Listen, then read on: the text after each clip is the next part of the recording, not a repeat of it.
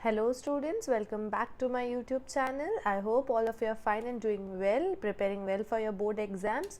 So here I am with a new chapter which is sometimes found difficult by many of you. बहुत सारे जनों को लगता है बहुत ज़्यादा difficult chapter है, but trust me, this is the most easy chapter and it is the scoring chapter of your syllabus. ये आपके सेक्शन 2 में अराउंड 6 to 8 मार्क्स का आता है, ठीक है। इसमें से एक न्यूमेरिकल जो है लॉन्ग न्यूमेरिकल आते हैं, 2-3 1 मार्कर्स आते हैं। अगर आप ये चैप्टर को बहुत अच्छे से समझ लेते हैं आपको इसमें कोई डिफ़िकल्टी नहीं होगी। All you need to do is understand the basics. अगर आप बेसिक्स समझ जाते हो तो आपको कोई भी, कई बार आप स्टूडेंट्स को लगता है कि कुछ भी आ जाता है, कहीं से भी कुछ भी आ जाता है, तो कहीं से भी कुछ भी आने को सॉल्व करने का एक ही रास्ता है, अंडरस्टैंड द बेसिक। सो इस बार हम ये चैप्टर बेसिक से स्टार्ट करेंगे और पूरा चैप्टर कंप्लीट करेंगे। So today's lecture is about the basic and introduction of cash flow statement. आपको कुछ ज़्यादा इतना डिफ़िकल्ट नहीं लगने वाला है because we are starting just with the basics.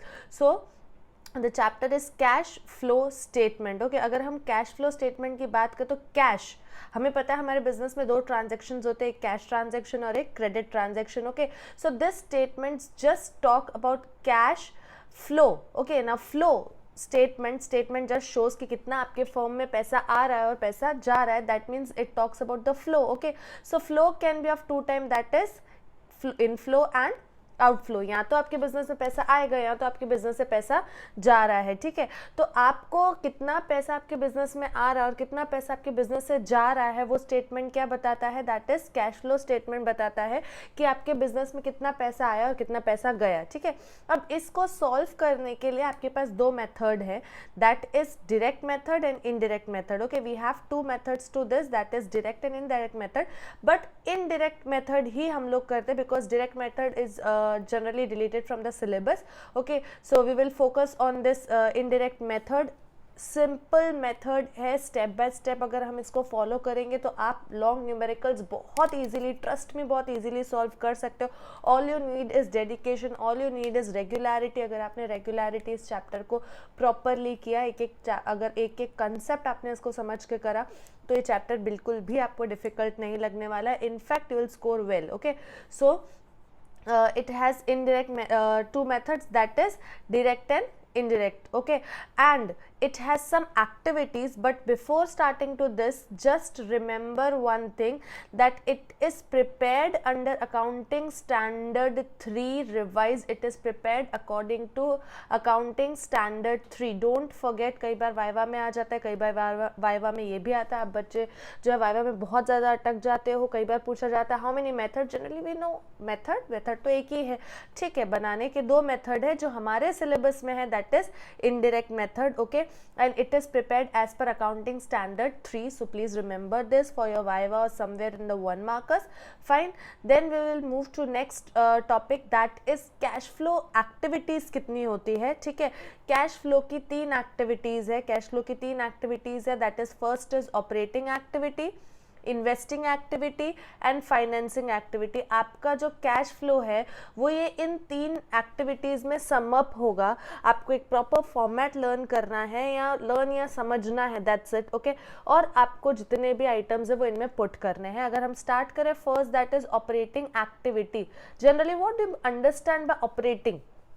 अगर मैं आपसे सिंपल भाषा में पूछूं ऑपरेटिंग क्या होता है, ऑपरेट करना, आपके बिजनेस को चलाना, बिजनेस को ऑपरेट करना, that is operating activities. So activities, ऐसी एक्टिविटीज जो आपके बिजनेस के रेगुलर ड्यूरेशन का पार्ट है, जैसे परचेज हो गया, सेल्स हो गया, सैलरी वेजेस पे कर दिए, इनकम एक्सपेंसेस, जो रेगुलर बिजनेस का पार्ट होता है, that is operating activity. Okay, then comes investing activity. आपने इन्वेस्ट किया होगा, आप अपने बिजनेस चलाने के लिए ऑब्वियसली आपको इन्वेस्टमेंट करने पड़ता है, आपको मशीनरीज खरीदनी पड़ती है, आपको फर्नीचर खरीदना पड़ता है। ओके, सो जो भी आप फिक्स्ड एसेट्स में इन्वेस्ट करें या लॉन्ग टर्म इन्वेस्टमेंट्स में इन्वेस्ट करें जिससे आपको फ्यूचर में रिटर्न मिलेगा, दैट इज इन्वेस्टिंग एक्टिविटी। अब इससे भी पैसा आया, आ सकता है या जा सकता है। इट मे हैपन आपने फर्नीचर खरीदा और इट मे हैपन आपने फर्नीचर सेल किया हो। Okay, so investing activity and financing activity. Financing activity क्या था, फाइनेंस कहाँ से लाते हो, पैसा कहाँ से लाते हो आप अपने बिजनेस का, इधर आप अपने कंपनी के इक्विटी शेयर्स बेचते हो, प्रेफरेंस शेयर्स सेल करते हैं, इशू करते हैं, आई मीन टू से इक्विटी शेयर्स इशू करते हो, प्रेफरेंस शेयर्स इशू करते हो, प्रेफरेंस शेयर्स रिडीम कर सकते हो, डिबेंचर्स इशू कर सकते हो, डिबेंचर रिडीम करते हो, तो ये सब कुछ क्या हो सकता है, फाइनेंसिंग एक्टिविटीज में आ सकता है। ओके, सो डोंट वरी कि operating, investing, finance, oh my God इतना ज़्यादा हैवी चीज़ें बात कर रहे हैं हम लोग, बट हम लोग इनको सिंपली एक एक स्टेप बाय स्टेप एक्टिविटीज़ को सॉल्व करेंगे तो आपको बहुत ज़्यादा सिंपल लगेगा। Okay, I have just given you the overview कि ऑपरेटिंग क्या होता है, इन्वेस्टिंग क्या होता है, फाइनेंसिंग क्या होता है। डोंट थिंक कि क्या बोल रहे हो मैम, इतना सारा साथ में हम कैसे याद करेंगे, it's not a difficult task. Fine, operating, investing, financing, आपको ये तीन चीज़ें याद रखनी है कि कैश फ्लो में तीन एक्टिविटीज़ है। अब इन तीन एक्टिविटीज़ को सेपरेटली करेंगे हम लोग एक बार, और उसके बाद हम पूरा एक लॉन्ग न्यूमेरिकल साथ में सॉल्व करेंगे, but it will be in parts. So don't worry कि आपको एक साथ सब कुछ सिखाया जाएगा, it is not going to be happen.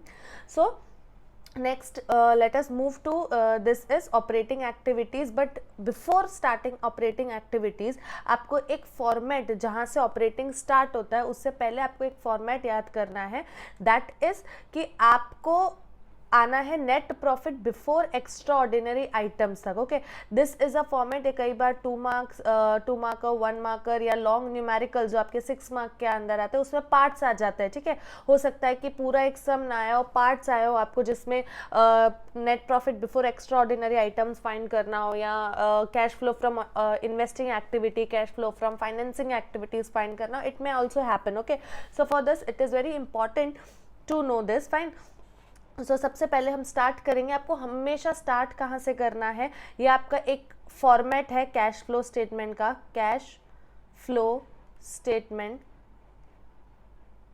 Okay, that is CFS, please CF short forms just आपको याद करने के लिए बताए जा रहे हैं, आप एग्जाम में लिखोगे आपके मार्क्स कट जाएंगे। Cash flow statement, it will always start from difference of closing and opening balance in the surplus, that means profit जो आपको as per balance sheet profit दे रखा होगा उसके डिफरेंस से स्टार्ट करना है। Difference means what, closing profit, closing surplus minus opening surplus. Okay, closing minus opening से आप स्टार्ट करोगे, जो भी आपका क्लोजिंग माइनस ओपनिंग आ जाएगा वही आप यहाँ लिख दोगे।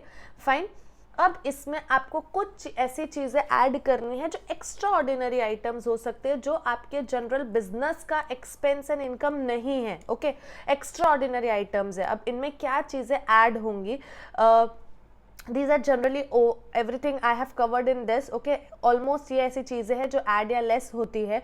First is dividend paid during the year, अगर कंपनी ने कोई भी डिविडेंड पे किया वो ऐड बैक होगा। अब ये ऐड बैक क्यों हो रहा है, सबसे बड़ा रीज़न मैम आप ये कर क्यों रहे हो, तो आपको स्टार्ट करना है net profit before tax and extraordinary item से, और आपके पास जो प्रॉफिट दे रखा होता है उनमें ये सारी चीज़ें सब्ट्रैक्ट करके फाइनल आंसर दे रखा होता है। कभी भी, अच्छा आपने 11th स्टैंडर्ड में फाइनल अकाउंट्स तो किया ही होगा। ठीक है, अब 11th स्टैंडर्ड के फाइनल अकाउंट्स में हम जो लास्ट में प्रॉफिट निकालते हैं, ठीक है, आपने नेट प्रॉफिट निकालते हो P&L से, अब उसमें आप हर तरीके का एक्सपेंस लेस करते हो डेबिट साइड पे, और हर तरीके का इनकम क्रेडिट साइड पे ऐड करते हो। ठीक है, बट इसमें से बहुत सारे ऐसे एक्सपेंस एंड इनकम होते हैं जो हमारे रेगुलर बिजनेस के नहीं होते हैं, उसके लिए हमें ये चाहिए net profit before tax and extraordinary item. Okay, so for this what you have to do, जो आपके नॉर्मल बिजनेस के एक्सपेंसेस नहीं है that are to be added back, या कुछ ऐसे एक्स्ट्रा ऑर्डिनरी आइटम्स है जो हमें ऑपरेटिंग एक्टिविटीज में नहीं चाहिए। वो आपको कई बार क्या होता है कि देखो डिविडेंड जो है वो आपका ऑपरेटिंग एक्सपेंस नहीं है, डिविडेंड आपका फाइनेंसिंग एक्टिविटी में आ जाता है, इसलिए आपको क्या करना पड़ेगा, ऐड बैक करना पड़ेगा।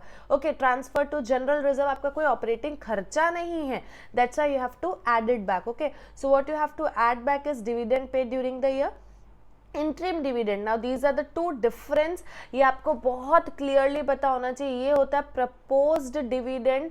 जनरली प्रपोज्ड डिविडेंड क्या होता है, हर साल share holders annual general meeting में डिक्लेयर करते हैं।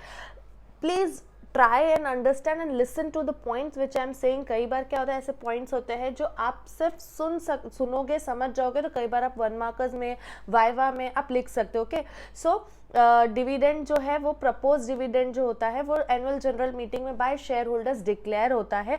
बट इसमें क्या होता है, आप हमेशा पे कौन सा करते हो, करंट ईयर में अगर डिक्लेयर होता है तो वो पे नेक्स्ट ईयर में किया जाता है। फॉर एग्जाम्पल अगर 2020 में डिक्लेयर हुआ तो it will be paid in 2021। Okay, so you have to pay in the next year. तो dividend paid during the year जो करंट ईयर में पे हुआ है, नॉट प्रपोज हुआ है, listen to it carefully, propose हुआ है वो आपको यहाँ पर कुछ नहीं करना है। आपको जो पिछले साल प्रपोज हुआ होगा, इस साल पे किया गया होगा, तो dividend paid during the year add back होगा। इंटरिम डिविडेंड ऐसा डिविडेंड होता है जो करंट ईयर में ही डिक्लेयर होता है, करंट ईयर में ही पे होता है बाय द मैनेजमेंट और the directors of the company, so वो भी ऐड होगा। अगर कोई प्रेफरेंस शेयर्स पे डिविडेंड है, अगर for example preference share dividend है या डिविडेंड टू प्रेफरेंस शेयर्स है, वो भी ऐड हो जाएगा। Dividend to preference shares add होगा। Transfer to general reserve add हो जाएगा। Provision for tax during the year, अगर आपने करंट ईयर में कोई प्रोविजन बनाया है टैक्स के लिए, वो भी ऐड होगा। क्यों? बिकॉज आपको चाहिए नेट प्रॉफिट बिफोर टैक्स, और ये वाला जो प्रॉफिट है इसमें से टैक्स ऑलरेडी डिडक्ट किया होता है, इसलिए आपको क्या करना पड़ेगा, ऐड बैक करना पड़ेगा। That is provision for tax. And any other extraordinary expense, it can be loss due to theft, loss due to fire और loss on sale of machinery, ऐसे कोई भी ऐसे expenses है वो add back होंगे। क्यों add back होंगे ऐसे expenses? Because वो आपके business के operating expenses नहीं है। आपको business चलाने के लिए वो खर्चे हर बार regularly नहीं करने पड़ते हैं, that's why वो क्या हो जाएंगे, add हो जाएंगे, that is extraordinary expenses। okay, और लेस क्या हो जाएगा, अगर रिफंड फ्रॉम इनकम टैक्स, अगर कुछ भी रिफंड फ्रॉम इनकम टैक्स आता है वो लेस हो जाएगा।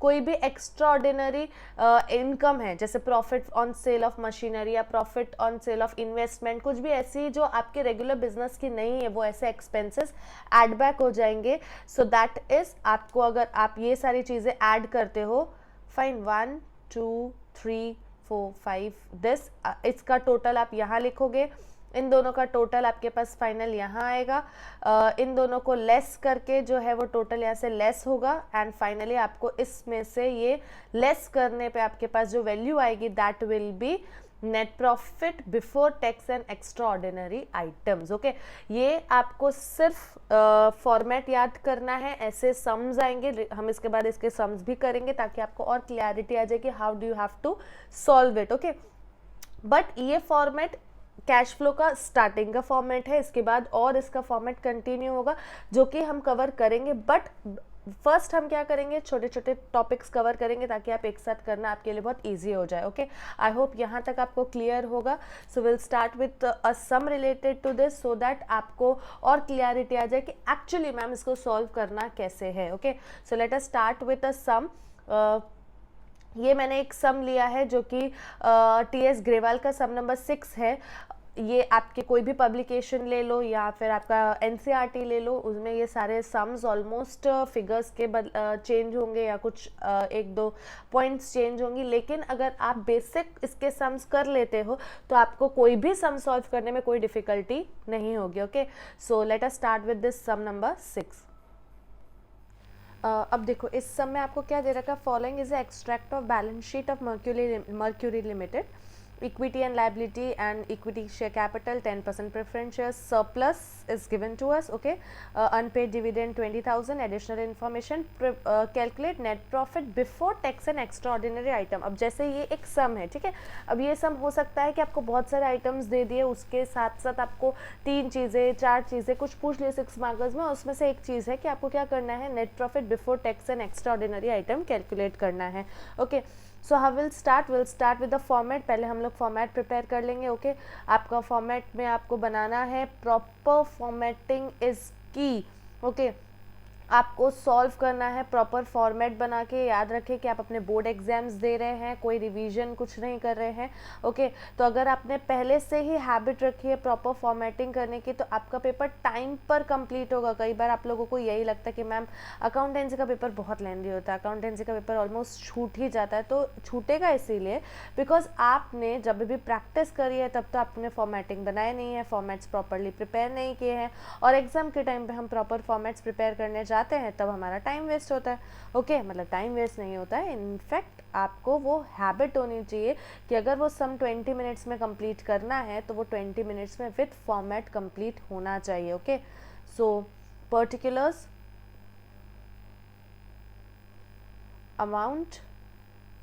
amount and statement showing net profit before tax and extraordinary item, tax and extra। you can solve with me, अगर आप लोगों को सम करना है आप साथ में करते जाइए ताकि आपकी भी प्रैक्टिस हो जाए। टैक्स एंड एक्स्ट्राऑर्डिनरी आइटम, आप अपना एक नोटबुक प्रॉपरली मेंटेन कर सकते हैं इस चैप्टर के लिए, इनफैक्ट सारे चैप्टर्स के लिए आप सॉल्व प्रॉपरली नोटबुक मेंटेन करें ताकि आपको बोर्ड एग्जाम्स में वो हेल्पफुल रहे। ओके सो सबसे पहले आपको स्टार्ट करना है, आपके पास जो है net profit as per surplus दे रखा है। देखो आपको स्टार्ट करना है नेट प्रॉफिट, लेकिन आपको क्या करना था, closing minus opening. Okay so you will start net profit as per surplus,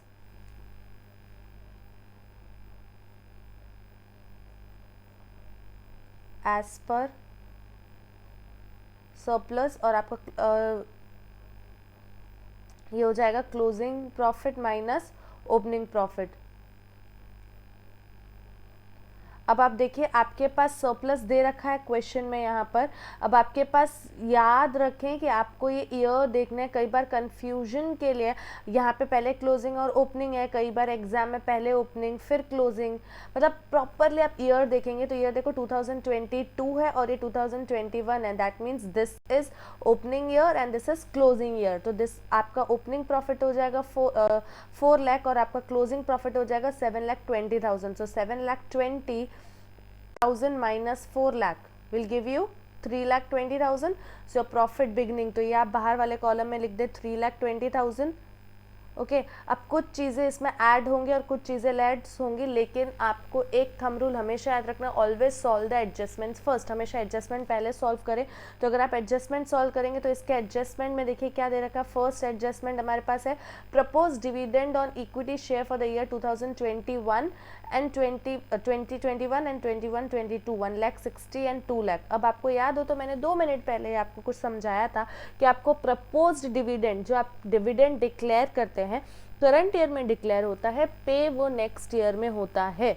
okay तो अगर मैं करंट ईयर देख रही हूँ, आपका करंट ईयर 2030 मतलब ऑब्वियसली आपका जो क्लोजिंग होगा वो आपका करंट ईयर होगा, तो आपका करंट ईयर में जो डिक्लेयर हुआ है वो डिक्लेयर कितना हुआ है, 2 लाख हुआ है 2021-22, लेकिन वो पे 2022-23 में होगा। और आपको इस साल कौन सा पे करना है, जो इससे पहले वाले ईयर में डिक्लेयर हुआ होगा, दैट इज 1,60,000। ठीक है, मतलब प्रीवियस ईयर वाला करंट ईयर में पे होता है। जो प्रीवियस ईयर डिक्लेयर हुआ था वो पे कौन से ईयर में होगा, करंट ईयर में होगा। इसलिए हम करंट ईयर में जो पे किया है, please listen to the words को अच्छे से सुने, dividend paid during the year. अब आपने ड्यूरिंग द ईयर कौन सा पे किया होगा, पिछले साल वाला। Okay so dividend paid during the year add back हो जाएगा, paid during the year.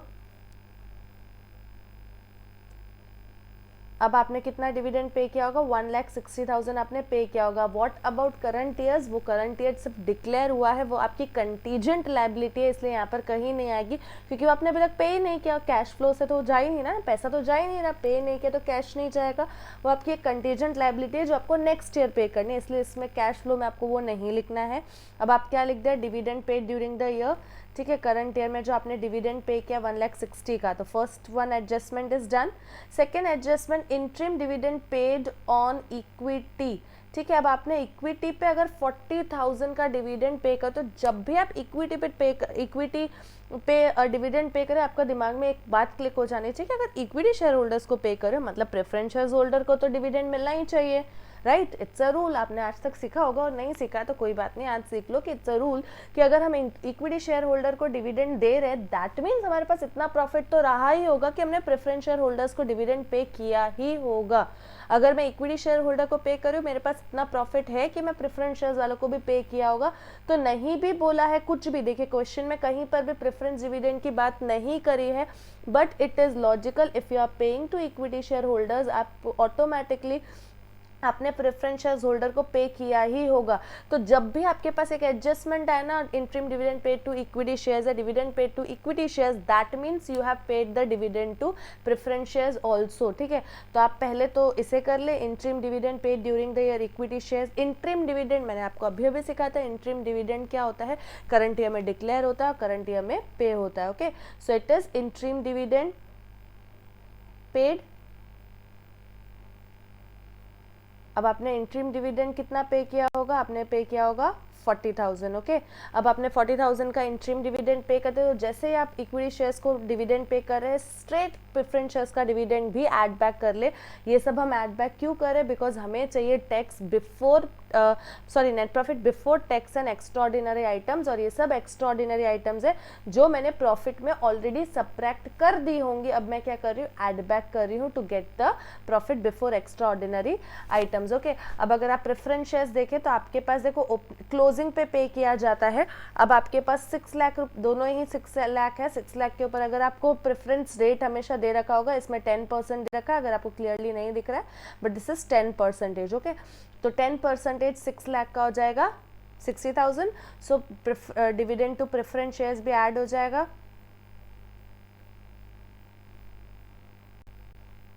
Preference share holders,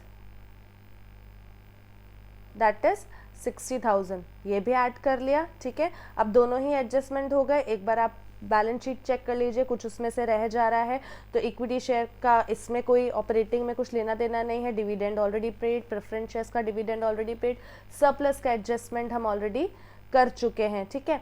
अब आपके पास बच रहा है अनपेड डिविडेंड। तो अनपेड डिविडेंड क्या होगा कि आपने अभी तक पे नहीं किया, बट अगर पे नहीं हुआ तो वो कैश फ्लो से तो माइनस नहीं हुआ, दैट मीन्स उसका कोई भी यहाँ पर इफेक्ट नहीं आएगा। अब आपके पास लेस में कोई आइटम ही नहीं आया, ठीक है, फाइन, नहीं है तो कोई बात नहीं, आप सिर्फ इसको कॉपी बाहर टोटल कर लीजिए। 1,60,000 plus 40 2 lakh, 2 lakh plus 60 is 2,60,000। तो अगर 2,60,000 आपका ये आया, अब ये ऐड है, मतलब ये दोनों ऐड होंगे, तो 320 plus 260 tends to 5,80,000। So this 5,80,000 will be your profit before tax and extraordinary item, okay। So you'll write here, आप यहाँ पे लिखोगे profit before tax and extraordinary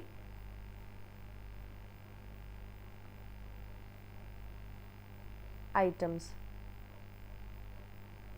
I hope ये बहुत ही सिंपल सा बेसिक सा सम था, इसीलिए करवाया है क्योंकि बेसिक, मैं आपको कब से एक ही पॉइंट पे फोकस करवा रही हूँ, बेसिक। अगर आपको किसी भी चैप्टर के, किसी भी कंसेप्ट के बेसिक्स आते हैं, आप कोई भी जो सम है, चाहे थोड़ा सा डिफिकल्ट क्यों ना हो, वो आप खुद ही कर सकते हो, okay. I hope this is clear. So let us move to next sum. वो थोड़ा सा इससे और, जिसमें थोड़ी और आइटम्स इंक्लूडेड है ताकि आपको और क्लैरिटी मिल जाए। Before for your more clarity मैं एक और सम कंटिन्यू कर रही हूँ इसी वीडियो में, ओके। सो डू दिस सम। इससे पहले भी सम नंबर 5 है, इसके बाद सम नंबर 7 है, जो कि आप खुद ही कर सकते हो। अगर कुछ भी आपको डाउट है, please write in the comment box, I will be solving your doubts. If possible I will be writing in the comments, if not I will be preparing a separate video for your doubts, but I will be surely solving it. So अगर आपको कोई भी doubt है, kindly write in the comment box, okay। You can mail us or you can contact us on our Instagram ID, we will be solving your doubts there too। So now let us move to sum number 9, which is again from TS Grewal। मैंने जो sums लिए हैं TS Grewal से इसीलिए लिए हैं because mostly CBSE में बच्चे TS Grewal फॉलो करते हैं, बट अगर आप NCERT भी कर रहे हैं तो आप ये सम्स करने के बाद NCERT के सम सॉल्व करेंगे, you will be easily getting them, okay। So now let us move to sum number 9। Fine students, so I have already prepare the format, मैंने ऑलरेडी फॉर्मेट प्रिपेयर कर दिया है। तो लेट अस स्टार्ट। अब आपको जो start करना है, सबसे पहले कहाँ से स्टार्ट करना है, net profit as per surplus. Net profit as per surplus, that is closing minus opening. तो अगर हम यहाँ पर चेक करें तो सरप्लस में हमें ओपनिंग और क्लोजिंग दोनों दे रखे हैं। Closing is 3,36,000 and opening is 1 lakh. So 3,36,000 minus 1 lakh will give you 2,36,000, okay. So your profit, so net profit as per surplus कितना हो जाएगा, 2,36,000। अब कुछ एक्स्ट्राऑर्डिनरी आइटम्स एंड कुछ चीज़ें हमें क्या करनी पड़ेगी, ऐड और कुछ चीज़ें हमें क्या करनी है, लेस, विल सी क्या ऐड क्या लेस करना है. ओके, सो एडजस्टमेंट्स नहीं है. Directly let us start from the items. First is dividend paid in the current year. तो करंट ईयर में पे किया इसलिए ऐड बैक हो जाएगा, because this is financing activity and not an operating activity, इसीलिए ऐड बैक हो जाएगा. Dividend paid during the year, in the year, that is the current year. Dividend is 72,000. So 72,000. Then interim dividend. अब interim dividend है but कहीं पे आपको preference के बारे में बात नहीं है और ना ही आपके पास एडजस्टमेंट्स, आप कुछ नहीं कर सकते, डायरेक्टली आप लिख दो interim dividend.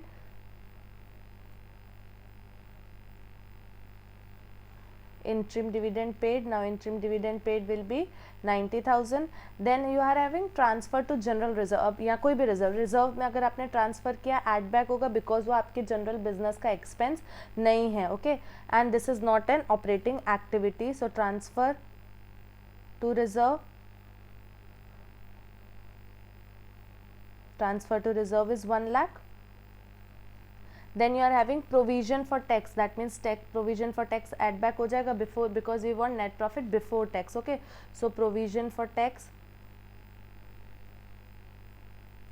of current year या for current year add back हो जाएगा, that is 1,50,000. Okay, then you are having refund of tax. Now refund of tax is a generally, अगर आपने रिफंड ऑफ टैक्स किया होता तो आपने इनकम में दिखाया होता है. ठीक है, आपने अपने करंट ईयर के इनकम में दिखा दिया होगा, but it is not your operating income. तो इनकम क्या होगी, लेस हो जाएंगे. मैंने आपको पहले ही सिखाया कि कुछ इनकम्स जो आपके जनरल बिजनेस की इनकम्स नहीं होती वो लेस हो जाएंगे. तो लेस में आ जाएगा, that is refund of tax. Refund of tax is 3,000. Okay, that will be subtracted. Then loss due to earthquake. Now loss due to earthquake is under again and type of extraordinary expense. ये क्या है, extraordinary expense है जो आपके normal business का expense नहीं है. तो हमें चाहिए statement showing net profit before tax and extraordinary items. तो extraordinary items में ये आपने खर्चा दिखा तो दिया है पर ये आपके business का regular business का खर्चा नहीं है, इसीलिए क्या हो जाएगा, ये add back. Okay, so we'll add back here, that is loss due to earthquake,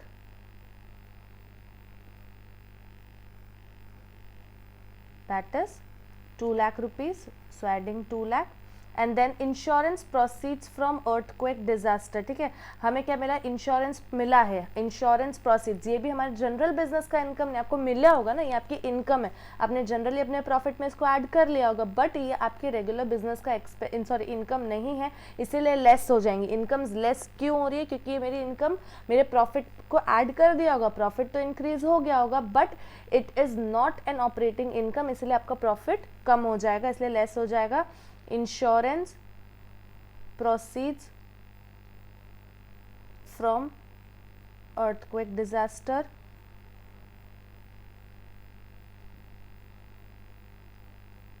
settlement.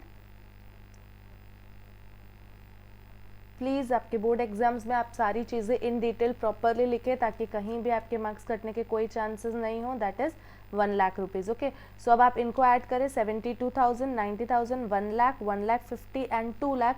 सो आपको ये सब ऐड करने पे मिलेगा 6,12,000. ओके, नाउ ये 6,12,000 प्लस 2,36,000 ऐड करें और देखो कि कितना आ रहा है. 2,36,000 प्लस 6,12,000 टेंस टू 8,48,000. ओके, अगर आप इसको ऐड करते तो ये क्या हो जाएगा, 8,48,000. अब इसमें से आपको ये क्या करना है, ये दोनों चीज़ें सब्ट्रैक्ट करनी है. जनरली अगर जब भी आपको सब्ट्रैक्ट करना हो, कन्फ्यूजन हटाने के लिए आप क्या कर दो, माइनस में लिख दो, ताकि आप कहीं पर भी जब भी आप अपने लॉन्ग न्यूमेरिकल्स पे सॉल्व करो गलती से इनको ऐड ना कर दो. कई बार ध्यान नहीं जाता कि यहाँ पर तो लेस लिखा था बट यहाँ पे पॉजिटिव था, आपने पॉजिटिव में ऐड कर दिया और आपका एडिशन सब्ट्रैक्शन में मिस्टेक. ऐसे सिली मिस्टेक्स अवॉइड करने के लिए आप क्या कर सकते हो, ब्रैकेट्स बना दो ताकि ये क्या हो रहा है, माइनस हो रहा है. अब आपको क्या करना है, 1,03,000 माइनस करना है. अगर आप सब्ट्रैक्ट कर रहे हो 1,03,000 from this, you will get 7,45,000. Okay, 7,45,000 will be your net profit. It will be your net profit before tax and extraordinary items.